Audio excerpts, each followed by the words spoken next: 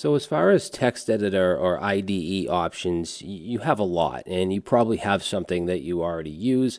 I do recommend using Visual Studio Code, at least for this course. It's free, it's open source, it has a large community of developers that contribute to it, great extensions, it's cross-platform, so it doesn't matter if you're on Windows or Mac or Linux. That's what I'd recommend, and that's what I'll be using.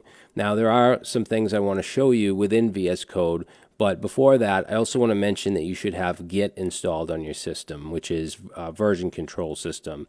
And I would suggest that you make commits throughout the course. It doesn't have to be after every single video, but just after we add a bunch of features, it's good to make a commit here and there, and you can upload it to GitHub or GitLab. I will be doing my first commit on camera, but after that, I'll be doing it off camera.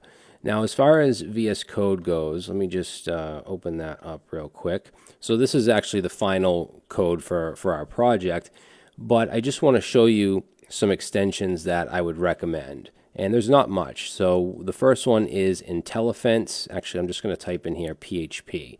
And you'll see that one of the first ones is going to be this PHP IntelliFence. So this will give you, code hinting, IntelliSense. It will help you with auto completion, parameter hints. It does a lot. So I would definitely recommend installing that. The next one is PHP. It's probably right here, PHP Doc Blocker. So I like this. It allows you to quickly add doc blocks, which are multiple lined comments that describe what a function or a class does. And I really want to stick to writing clean code in this course, and this will help us do that by documenting our code. And just to give you a quick example, if I let's go to our framework folder and router, you'll see before every function, like this register route function, I have this doc block. And it says what it does. It has any params for the function as well as what it returns. And it's simple to do this with that extension. So all I have to do is do a slash and then double asterisk and then enter. And it will, if I already have my function defined with the parameters, it'll actually add that stuff for me. And then I can just kind of go through and say, what these are, like string and so on. So it's something that I would recommend and something I'll be using throughout the course. All right, now as far as formatting, there's an extension called Prettier, and if you write JavaScript, you probably know what that is. It's better than the default code formatter in VS Code, but you can't use it with PHP out of the box. If you want to use it with PHP, you actually have to install the plugin using NPM.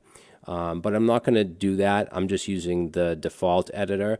But if you want to set it up so that your code formats when you save the file, what you can do is go to the settings and just search for format. We'll just say format, and you should see format on save.